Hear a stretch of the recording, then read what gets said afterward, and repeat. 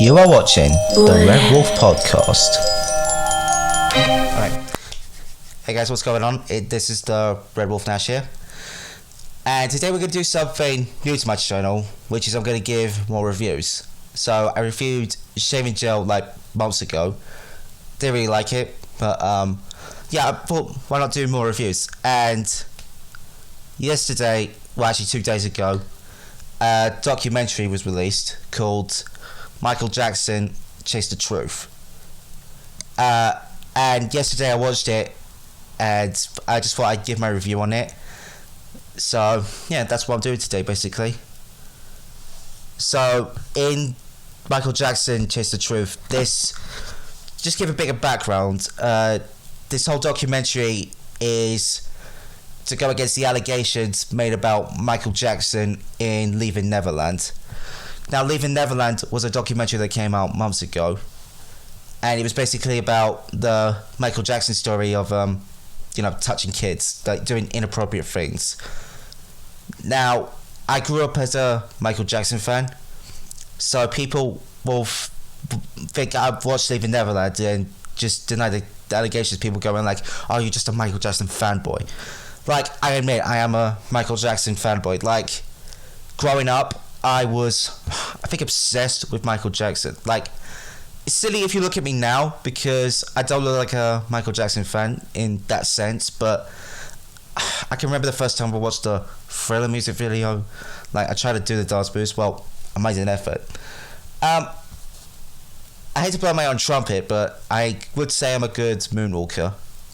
So, yeah. That aside, I watched Leaving Neverland, and then I heard these two guys, Wade Robson and James Safechuck, talking about how they were abused by Michael Jackson. Now, obviously, to begin with, I do not believe the allegations at all. Like, no way, absolutely not. Now, you're probably thinking that, oh, you're just a Michael Jackson fanboy, of course you believe that. Like, I did all my research after watching the documentary, and I can safely say MJ innocent. So, yeah. Anyway, so, give my review on this new documentary, Michael Jackson Chase the Truth. Now, right off the back, it was amazing. It broke everything down. It had everyone that Michael Jackson was close with. Like, it was amazing, like, how they broke everything down. So, in the documentary, you have Michael Jackson's best mate, Mark Lester, who played Oliver in like the 60s or something. Oliver Twist. So yeah. You also had Michael Jackson's, well, one of his bodyguards. And then you had Mark Lester's daughter. And then there's author of a bunch of Michael Jackson biographies. Now, I won't be able to remember all the names. The only ones I remember are Mark Lester, Wade Robson, James Safechuck, and Michael Jackson, obviously. I don't remember the name of Lester's daughter, but yeah, all the bodyguards, all the author of the books. So yeah. So in this documentary, you see, like, it starts off with Michael Jackson giving his side of the story, like with that infamous video of him denying the allegations, and then it shows pictures of his it shows videos of his lawyer at the time in the 2005 trial. Like, obviously that lawyer is amazing, what he did, got Michael Jackson off the hook. So yeah. Okay, right. Then it goes into, like, when it was all he started bringing these kids to Neverland, and they all looked happy, like they were happy to be there. Like, I was just sitting there, I'm just thinking, oh, that could have been me. Yeah, I would have definitely gone. Like, if Michael Jackson came to me and said, "Hey, do you want to come to Neverland?" I would have said yes. Like, I would have been there. Like, this is one of my heroes we're talking about. Like, I would want to go to my hero's house. Like, I can't just say no to that. I just can't. So anyway, so yeah, it goes into detail about all the other accusers, like that Jordan Chandler, that was back in like 93 or something. And what happened there was it was all money, basically. Money, dollar signs. So, yeah. Basically, Jordan Safechuck's father was basically a greedy sod, basically. And what happened was, this is what happened in the documentary Chase the Truth. This is what they said.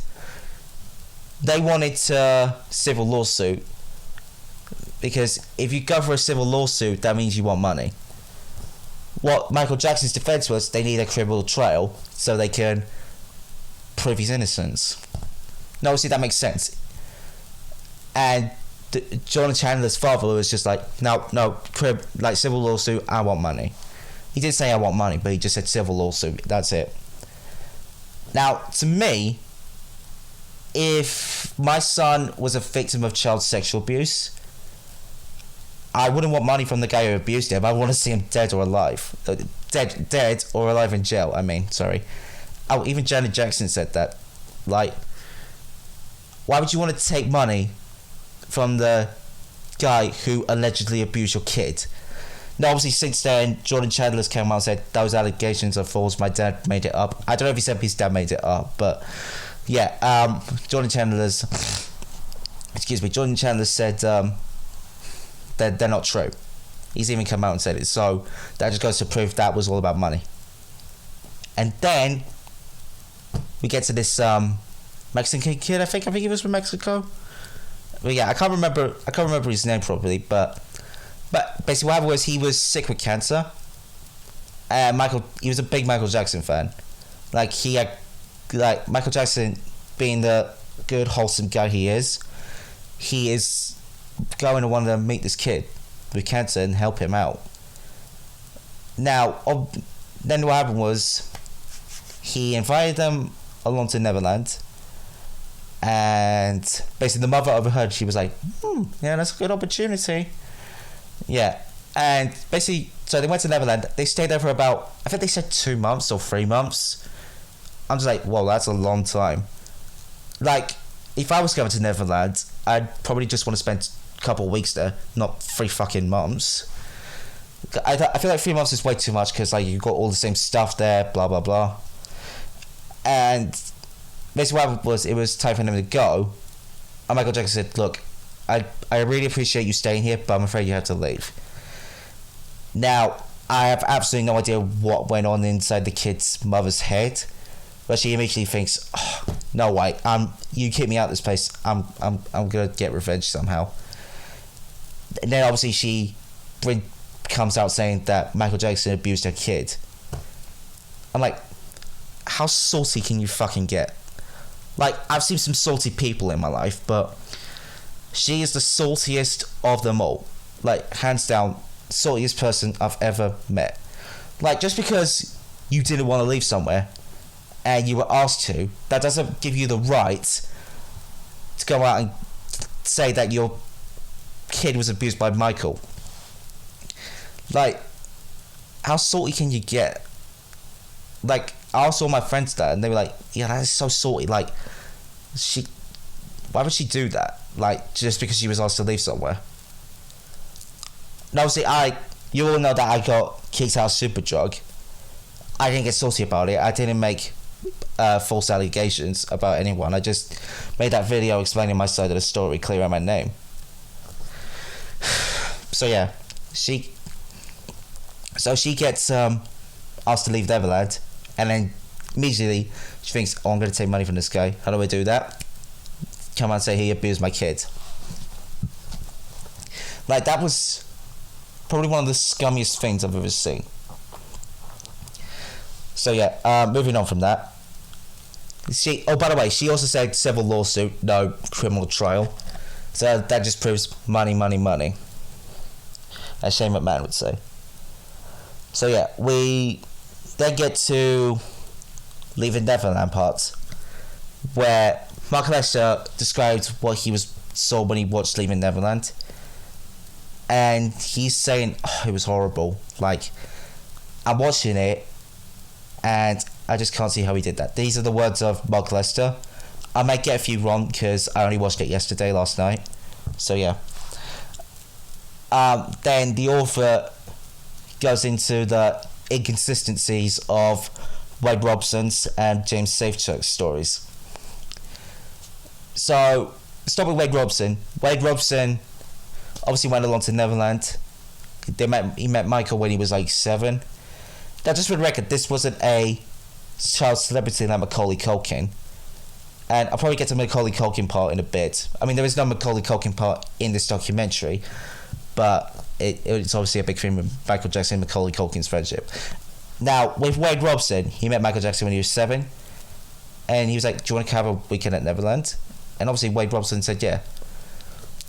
Now, when it came time for the Robsons to leave Neverland, Wade saw Michael Jackson in a corner crying, and what was supposed to have happened was Wade Robson said, please leave me with Michael. Now, obviously, I would have been the same way. Like, I see my celebrity crying, my favourite singer crying, and and then also in Neverland, and I just don't see why you would want to leave your hero's house. Like, obviously, I would have wanted to. So, allegedly, Wade Robson's left him behind at Neverland, and that's when the abuse happened. Now, here comes the part where they fucked up. Wade Robson's mum said they all went to the Grand Canyon. All of them. All of them, including Wade. They even said it under oath, under the perjury charge, that they all went, the whole family, to the Grand Canyon. Now, obviously, Wade Robson defended Michael Jackson's 2005 trial, and he was under oath. He even said, I wouldn't be here if he did abuse me. Then he comes out in these interviews for Cirque du Soleil. I think I said that right. Anyway, Cirque du Soleil, and he's saying that he wants to make a Michael Jackson part of the story, like Cirque du Soleil. Obviously, he didn't get the job. Now, some reason, that was reason enough for him to allegedly realise he was abused in 2013. So he comes out in 2013 and saying he realised he was abused by Michael Jackson. Now, obviously, the inconsistency there can't have been, because Wade Robson wasn't in Neverland. He was with his family in the Grand Canyon. So I don't see how Michael Jackson could abused him. And also, his family said that the only time he was alone with Michael Jackson in 1993, that was when he was recording Dangerous. Now, Wade Robson said this happened in 1990. Obviously, in 1990, he was at the Grand Canyon with his parents, so... Hell, his mum said it under oath. Like, I don't see a reason why his mum would lie. Like, his mum seems like an honest person.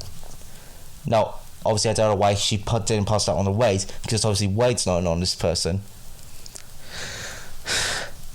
Anyway, so Wade Robson then comes out in an interview in 2013 saying Michael Jackson did stuff to me. And then the others doing like all the consistencies. I think I've already covered that. Yeah. Moving on to James Safechuck. James Safechuck said he realised he was abused when he watched Wade Robson come out. Like, dude, that is so stupid. Like, you should figure that out by yourself. You shouldn't have to figure out you were abused by Michael Jackson just because you watched another guy come out and say it. That just gives you motive to say that he did this. And then so James Safechuck went to Neverland, and he said he was abused when he was aged 13 to 17, I think he said. I don't know. I don't remember all of it, but I do remember this part. So he went along to Neverland. He claims to have said the abuse happened in the train station.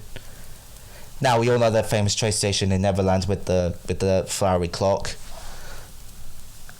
So he comes out. So he says he was abused in the station in 1993. Now, here comes the inconsistency, where the author of the books of Michael Jackson says this. He says the train station wasn't built on 1994. Way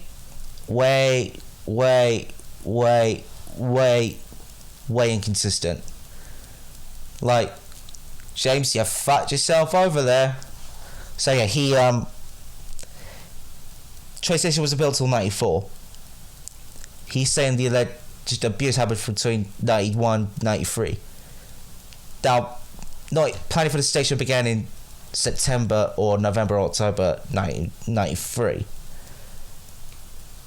So, like, how stupid can you get? Like, you can't say you were abused in a train station if it wasn't even built at that time. By 94, he would have been like 16 or 17 then, by 94. That's what the author said.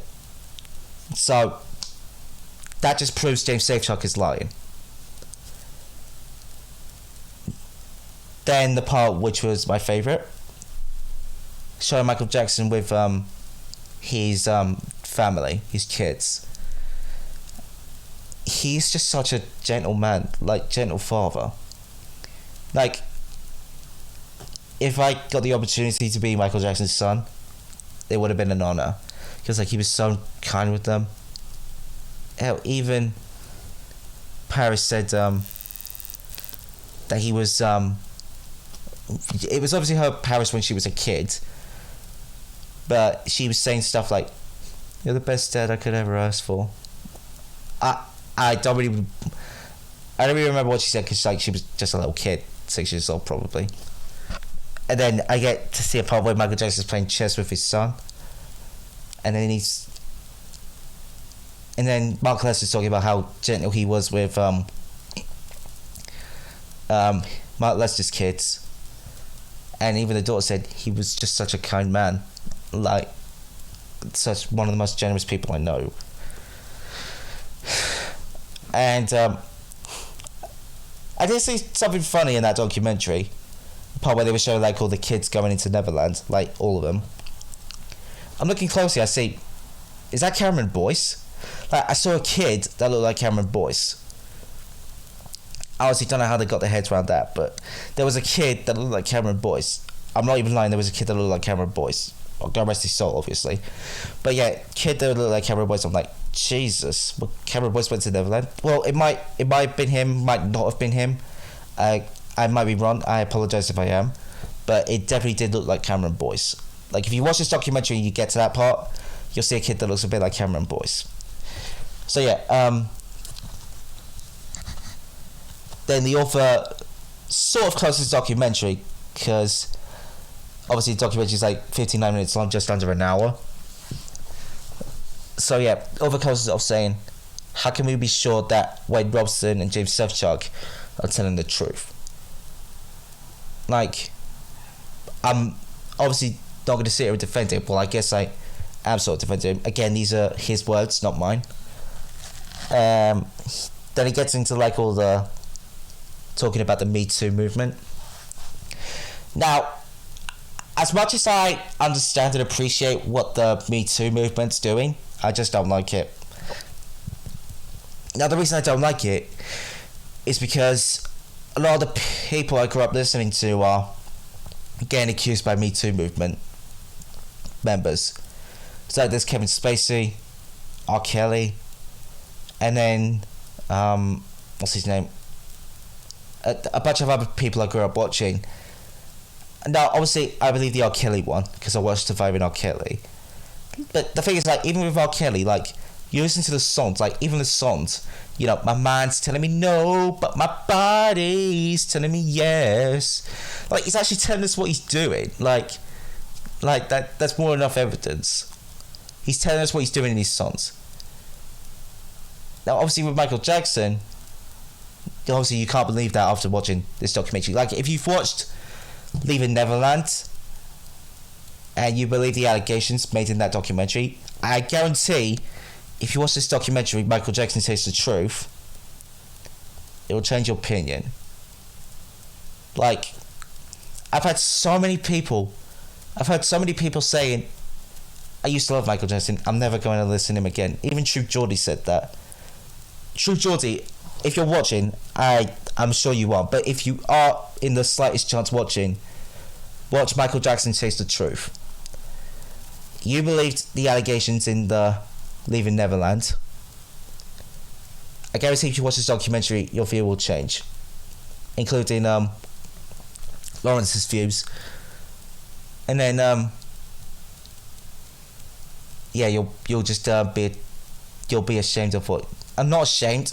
Like, just say, oh God, I can't believe I said that about Michael.